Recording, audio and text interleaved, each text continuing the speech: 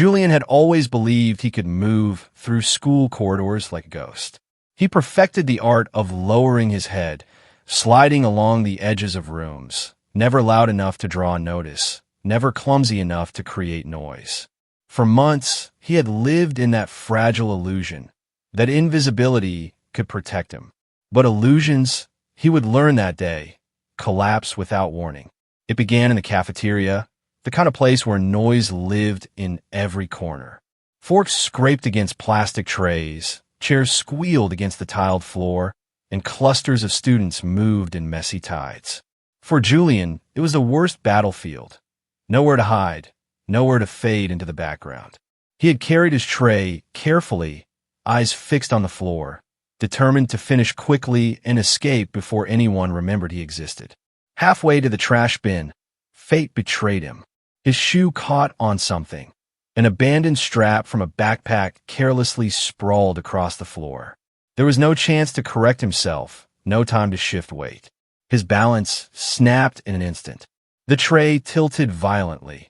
A drink sloshed over the edge, droplets scattering like shattered glass across the air. Then gravity finished the job. With a graceless lurch, Julian hit the floor. The sound was sharp, a dull thud of bone against tile. His books, which had been balanced in one arm, burst free, skidding across the cafeteria like startled birds. Pages fanned open, covers slammed down, one textbook spinning on its corner before collapsing. For a moment, silence strangled the room. And then came the laughter. It was merciless in its speed. Snickers from one table, loud guffaws from another. Sharp whistles, jeering voices. The kind of laughter that doesn't just notice a mistake, but delights in magnifying it. Julian stayed down, his palms pressed against the cold floor. Every nerve screamed to stand, to collect himself, to vanish. But shame pinned him harder than gravity ever could. He kept his head low, staring at scattered pages as if concentration alone could erase the dozens of eyes burning into him. He braced himself for the next cruelty. Someone's mocking comment, a shoe nudging his books further away, the performance of humiliation that cafeterias thrived on. He had seen it happen to others. He knew the script. He prepared to endure it. Instead, he heard a voice. "You all right?" The words weren't mocking. They weren't sharp. They were steady, calm, so utterly out of place that Julian almost refused to believe them. Slowly, cautiously, he lifted his head and froze. It wasn't a teacher. It wasn't one of the usual tormentors. It was Ryan. Ryan, the one who never tripped, never stumbled, never looked small. Ryan, whose presence shifted the air when he entered a room. Confident, athletic, admired, sometimes feared, always noticed. The golden boy who lived in the center of attention as naturally as Julian lived in its shadows. And yet here he was, crouched in front of him, not laughing, not smirking, just holding out his hand. The cafeteria didn't go silent this time, but the sound changed. The laughter faltered, cracked, reshaped itself into whispers and confused murmurs. A ripple of disbelief ran through the crowd. Everyone expected Ryan to walk past, or worse, join in the fun. No one expected this. Julian's heart pounded so loud it seemed to fill his ears. A dozen thoughts tangled in his head. This has to be a trick. He's mocking me in some new way. Someone's watching. Any second now, the punchline will land. But there was no punchline. Ryan's expression didn't shift. His hand didn't waver. He waited. Julian's hesitation stretched on, each second heavy with tension. He could feel eyes digging into his back, urging him to decide. If he refused, he'd look ungrateful, weak. If he accepted, he risked becoming the center of some cruel game. But something about Ryan's gaze, unflinching, direct, almost gentle, cracked through the wall of doubt. He reached out. Their hands met. The grip was firm, steady, not exaggerated. Ryan pulled him up in one smooth motion, no theatrics, no lingering pause. But in that fleeting moment, their fingers brushed, skin against skin, a fraction longer than accident required. It was nothing. It was everything. Julian's breath caught. Ryan's eyes flickered, as if he felt it too, but neither of them spoke. Instead, Ryan crouched again, gathering the scattered books with a kind of casual precision. One by one, he stacked them neatly, handing them back without flourish. To the rest of the cafeteria, it looked ordinary, one student helping another. But to Julian, every second was charged, alive with questions he couldn't ask. When the last book was pressed into his hands, Ryan looked at him again. His voice was simple, steady, stripped of all performance. "Careful next time." No smirk, no sarcasm, just words. Then he turned, walked away, and folded himself back into the rhythm of the cafeteria as though nothing had happened. But everything had. Julian stood frozen, his books clutched to his chest, his pulse still stumbling in uneven beats. The laughter around him had shifted into a new kind of noise. Not sharp, not cruel, but uncertain. Whispers rose, speculations murmured, yet none of it mattered. What mattered was that for the first time in as long as he could remember, someone had looked at him. Not through him, not around him, but at him. And that someone was Ryan. Julian thought that after the cafeteria incident things would return to normal, that Ryan would slip back into his world of teammates, cheers, and crowded hallways, leaving him behind as a brief act of kindness forgotten by lunch the next day. But that wasn't what happened. Instead, a new rhythm began, one so subtle at first that Julian doubted it was real. In the mornings, Ryan would glance in his direction, not once, not by accident, but with an intent that felt deliberate. By the lockers, Julian sometimes caught him leaning with one earbud in, his gaze sliding over as though waiting for a moment to connect. And then it began with words, small at first, quick exchanges that could have passed for nothing to anyone else. To Julian, they were seismic shifts. A simple "hey" in the hallway, a comment about a book Julian carried, a question about music. Ryan never pushed, never demanded, but his words carved small openings in a world Julian had long thought permanently sealed shut. It wasn't only words. One afternoon in the library, Julian opened a textbook and found a note folded between the pages. The handwriting was fast, uneven, but unmistakably Ryan's. It said only one thing: bleachers. After school. No name, no explanation, as though Ryan trusted that Julian would know. And he did. That day, when the rest of the school spilled out into the streets, Julian walked quietly to the old bleachers behind the gym, the ones no one used anymore, weathered with creaking under age and wind. Ryan was already there, hood up, hands in his pockets, staring at the sky like it had answers no one else could read. He didn't seem surprised when Julian sat beside him. They didn't speak at first. The silence stretched, but it wasn't heavy. It felt like permission. Finally, Ryan said, "You don't talk much." Julian answered, "I don't get talked to much." Ryan nodded at that, like it was enough. Those moments multiplied. Another note left in a book, another glance in a hallway, another meeting beneath the fading light. Each time, the same quiet built between them, but it was never empty. It carried the weight of everything unspoken, truths too fragile for crowded rooms. Ryan began to share pieces of himself no one else seemed to know existed. He admitted that silence sometimes scared him, that he filled it with noise when he was with his friends, laughter and bravado to cover the uncertainty. He confessed he didn't remember the last time someone listened without waiting for him to perform.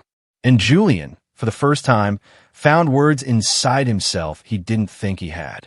He told Ryan about nights lying awake, about feeling like he moved through life unseen, like every day passed without proof he had lived it. Ryan listened, not with pity, but with a kind of attention that made Julian feel solid, undeniable. The bleachers became their place, a borderland where masks fell away. Ryan told stories about constellations he used to invent as a child, stars he renamed just to believe they belonged to him. He admitted he sometimes wanted to disappear for a day, not because he hated everything, but because he needed quiet. Julian confessed he felt that too, that silence was often the only refuge from a world that demanded too much. In those confessions, they recognized each other, two people speaking the same hidden language no one else seemed to understand. And still, they didn't need many words. Sometimes Ryan would sit sketching shapes in the margins of his notebook, trees, waves, stars, and slide the paper toward Julian without explanation. Sometimes Julian would recommend a song, only for Ryan to return the next day with an opinion that showed he'd actually listened. None of it looked extraordinary from the outside. Two boys exchanging scraps of paper, music suggestions, brief talks about books and skies. But within those fragments lived something unspoken, something that felt dangerous and necessary all at once. Julian noticed the shift most in the silences. With others, silence was suffocating, a void filled quickly with cruelty or awkwardness. With Ryan, silence breathed, it stretched, it became a shelter where neither had to explain. That safety was fragile, though, and both of them seemed to know it.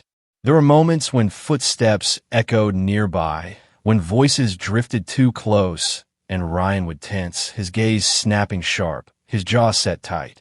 He never explained it, but Julian understood. What they shared wasn't meant for public eyes.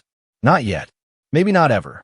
That secrecy wasn't chosen out of shame, but out of survival, as though the world outside the bleachers was too sharp to handle something so unguarded. And that was the danger, the provocation in every meeting. They were building something wordless, something powerful, and they both knew the risk of being seen. But they kept coming back, day after day, note after note, silence after silence, until what began as coincidence grew into a pattern neither could ignore. It wasn't friendship as others defined it.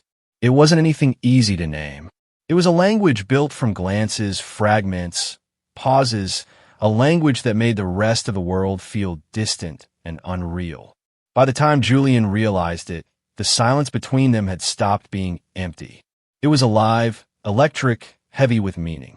And though he couldn't have explained it to anyone else, he understood one thing with absolute certainty. In that silence, he was finally seen. The day of the gym class began like any other, with the smell of polish on the hardwood floor and the whistle of the coach echoing sharply against the walls. Ryan and Julian had been paired together again, something that had become almost routine in the quiet shifts of school life. Nobody commented on it directly, but Julian could feel the glances, the subtle awareness that Ryan often stood closer to him than others did, that the two of them had begun to move in rhythm without needing words. That afternoon, the drill was simple, quick passes back and forth, fast feet, eyes on the ball. To anyone else, it was nothing more than practice. To Julian, every bounce of the ball carried weight. Every moment Ryan's gaze locked on his felt like more than sport. The rhythm built easily, the ball striking the floor with a steady beat as they moved together, pass after pass, confidence building with each repetition. Julian was almost enjoying it, forgetting for once that the gym echoed with voices and eyes. And then, in a single instant, the rhythm broke. The pass came wide. Julian lunged too quickly, and his foot slid across the polished surface. For a split second, the world tilted. He felt the certainty of a fall rushing towards him, the humiliation of another public collapse already burning in his chest. But before he hit the floor, Ryan's hand was there. Strong fingers closed around his arm, steadying him in one swift, seamless motion. Their eyes met, and for a heartbeat, it was as though the entire room had emptied, as though the noise of the world had been muted, leaving only the unspoken between them. And then the whistle. It cut through the air like a blade, long and deliberate, followed by laughter that cracked against Julian's ears. A mocking cheer rose from the far side of the gym, sharp voices exaggerating what they had just seen, turning it into something theatrical. The sound twisted the moment, warping it from quiet instinct into a spectacle for others to dissect.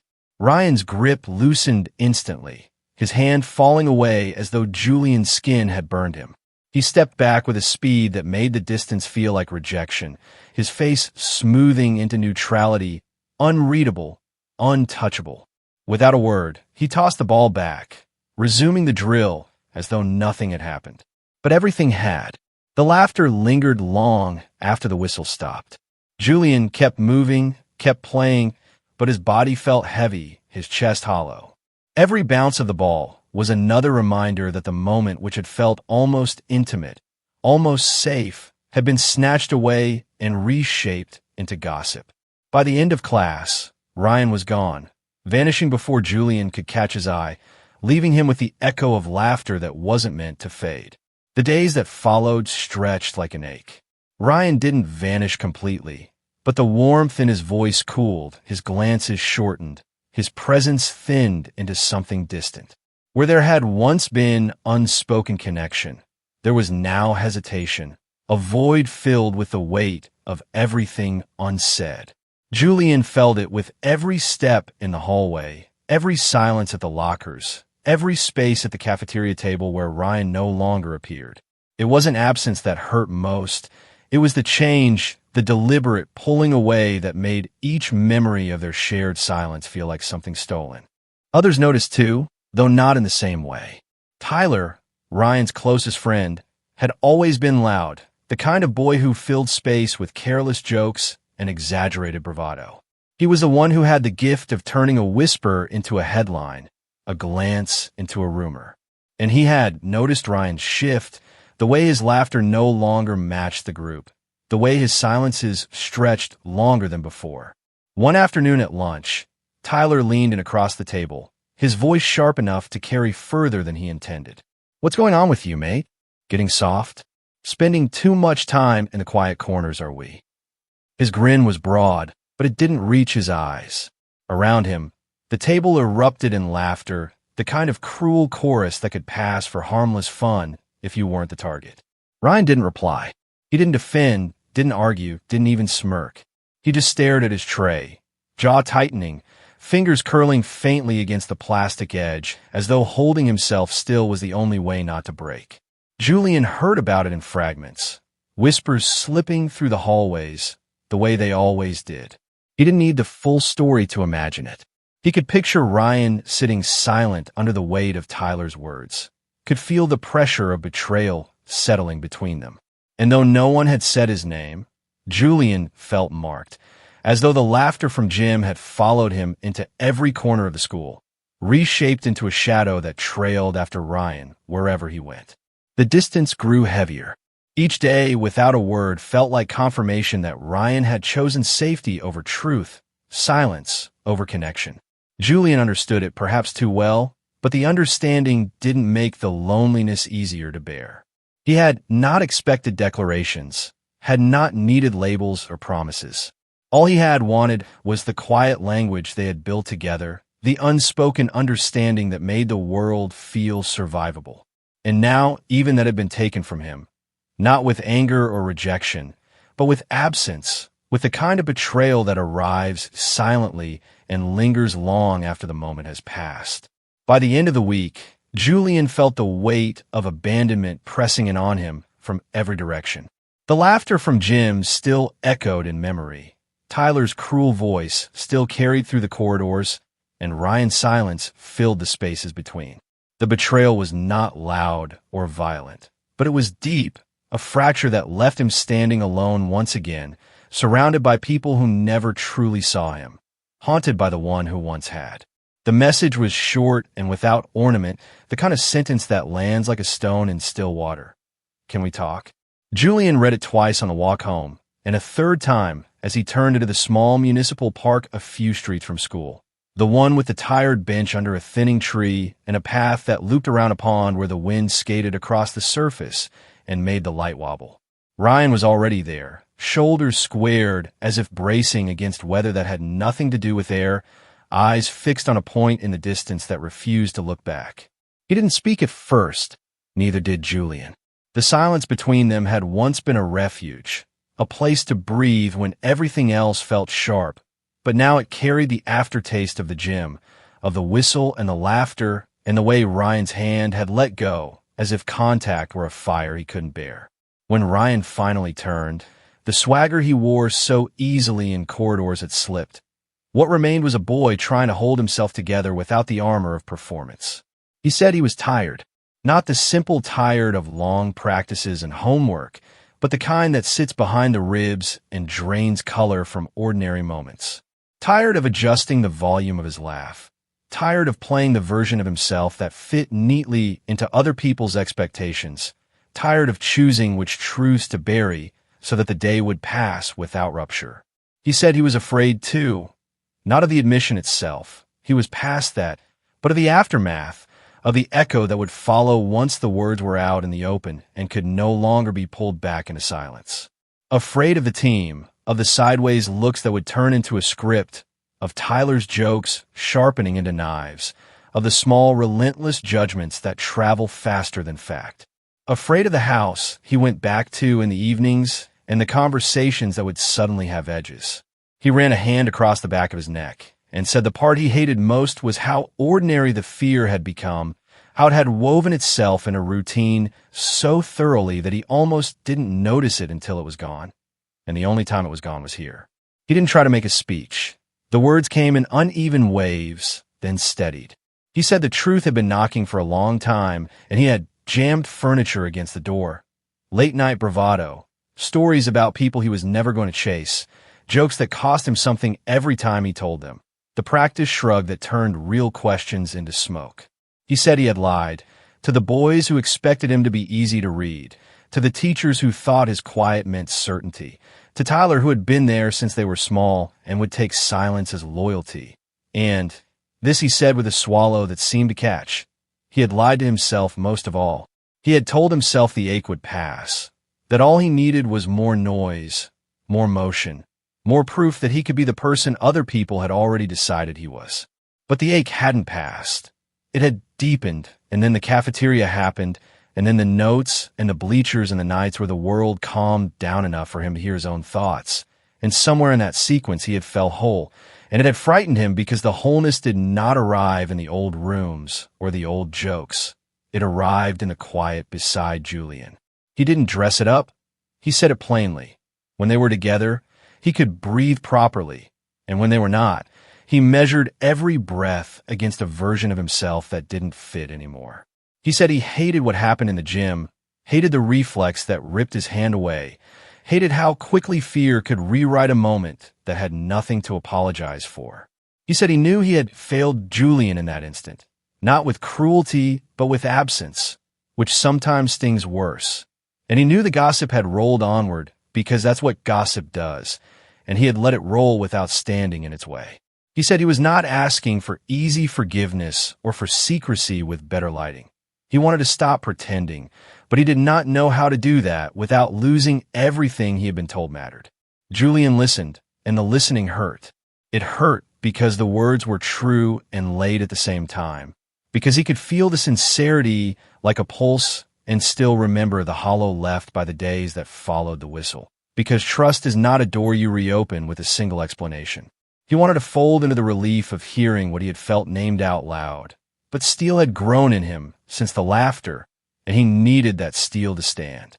He told Ryan he would not be a pause between performances, would not live in the margins while the rest of the story pretended he was a typo. He said the silence they had built had value because it was chosen, not because it was convenient, and he would not go back to holding his breath just so someone else could keep their place at the table. He said he understood the fear, that understanding wasn't the problem, and he understood the cost, but he would not carry all of it alone just because he knew how. Ryan didn't argue. He nodded once, as if the condition had been the only honest shape the conversation could take. A group of students cut across the far end of the path, their laughter ordinary in the way that made it dangerous. Both boys stilled a fraction, a reflex neither of them celebrated. Ryan held his ground, eyes flicking but not fleeing, and that small refusal to vanish settled somewhere important. He said he didn't have a map, only a direction, and the direction was towards the truth, even if it meant walking through rooms that would grow colder as he crossed them. He said he could promise effort, not perfection, and he could promise that what had happened in the gym would not be his answer again. The wind moved the leaves in a dry, whispering circle. Julian stood inside the gap between what he wished he could forget and what he knew, felt the tug of the past and the pull of what might be built if he risked believing him. Trust was not a sentence he could speak on command. It was a bridge he would have to step on and knowing it might sway. He looked at Ryan and told him the only version of yes he had that afternoon. He would not turn away, but he would not walk blind either. If Ryan wanted to stop pretending, then the path would be visible soon enough. Words would meet days, and days would have edges. The confession had broken something open. Whether it would be enough would not be decided in speeches, but in the quiet after them. The light thinned. The park returned to its usual small sounds. They didn't hug, didn't reach for easy reassurances. They sat a moment longer, two figures on a tired bench. The distance between them measured not in inches, but in what they were willing to face next. And when they finally stood, nothing was solved, but nothing was hidden either, and that was, for now, the only kind of forward Julian could allow. Morning arrived without ceremony, the kind that slips in behind gray cloud and breathes a chill across the courtyard. And yet the air felt charged before the first bell, charged in a way that made conversations thin out and gazes sharpen, as if everyone sensed a change they could not name. Julian stood near the low wall, where he usually waited, the place that let him see without being seen, braced for another day of quiet avoidance. When a movement began, Ryan stepped through the main doors and did not veer toward his team, did not pause for the usual handshakes and shoulder bumps, did not accept the easy cover of noise. He walked straight ahead with a measured pace that carried no swagger and no apology, the kind of pace that says the decision has already been made, and the courtyard noticed. Ripple traveled ahead of him. Whispers first, then a low tide of laughter from the table where Tyler and the others sat. That particular laughter that pretends to be harmless but lands. With edges, someone nudged someone else, a phone lifted, a muttered comment primed to become a headline. Ryan didn't adjust, didn't speed up or slow down. He simply crossed the space that had been separating them for days and stopped beside Julian, not in front of him a block, not behind him a hide, but beside him like a line drawn on the ground, clear enough for anyone who wanted to look. He said nothing. He didn't reach for a hand. He didn't stage a speech. He let the silence do what it had always done best for them, hold the truth without decoration. The courtyard sound shifted again, bright chatter collapsing into a dense hum, curiosity straining for spectacle, and in that narrowing ring of attention Ryan stayed still, eyes level, shoulders steady, as if testing whether the floor would tilt or the sky would drop. Nothing did. Tyler called across the space with a grin too wide to be friendly. Something about going soft, something about spending mornings in the quiet corner, and a few boys laughed as though loyalty were measured by volume. Ryan's jaw set, but he didn't bite back, didn't give anyone a scene they could replay later. He let the words fall and lose power where they landed. Julian felt the old impulse to shrink and the newer instinct to stand his ground collide inside him. Fear did what fear does. It counted exits, imagined consequences, listed names that might become distant. And still, under all that noise, another truth kept speaking. The park, the confession, the promise of effort over perfection. He took his place next to Ryan fully, shifted so the space between them held only air and decision, and looked out at the same courtyard. Nothing spectacular happened. No banner unfurled, no authority figure swooped in, no miracle cleared the path. Instead, 100 tiny calculations played out in faces around them. A frown smoothed into uncertainty, a stare turned away, a whisper lost steam. The world didn't end, it adjusted. The team table muttered. Tyler tried another joke, thinner this time, and when it drifted without catching, he shrugged as if bored. Two girls by the lockers exchanged a quick look that wasn't cruel. A teacher glanced, measured, moved on. Life kept happening, and yet something had been rerouted by the simplest act. Two boys choosing not to perform shame. Ryan exhaled, not dramatically, just enough that Julian heard it and understood it. The relief of a test survived, the knowledge that the ground holds. He said, quietly enough that only one person could hear, no more pretending, and Julian replied with the only answer that mattered, then we stand. They stayed there until the bell, the weight of watching eyes turning into background noise, the first wave of students pushing past in the usual hurry, and still neither of them stepped away. They didn't turn their moment into a lesson or a challenge, didn't try to win anyone over. They let the act be small and stubborn and clear. As they separated for class, they moved through the same corridors that had once felt hostile and suddenly felt navigable. Not because the building had changed, but because the balance had honesty over fear, truth over ease. They knew there would be consequences, whispers that would take longer to die, Invitations that might not arrive, rooms that would cool when they entered, but they also knew the other cost, the one that had been piling up quietly for years, the cost of being a stranger to yourself. The moral didn't need to be spoken. It was there the way Ryan hadn't flinched and the way Julian hadn't stepped back. You might lose people by being yourself, but losing yourself is worse. And sometimes the bravest thing you can do is nothing theatrical at all. Just stand and keep standing until the noise gets tired and the truth learns the way to breathe.